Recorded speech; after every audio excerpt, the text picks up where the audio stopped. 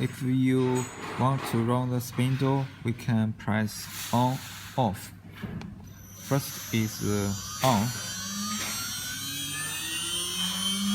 and sometimes the customer will ask the spindle speed is not enough. You can see the inverter display only show 300. And now we can see it's S6. For this situation, we can change the spindle speed by this way. Press on, off, and Z positive. So you can see it's S8, and the inverter become 400.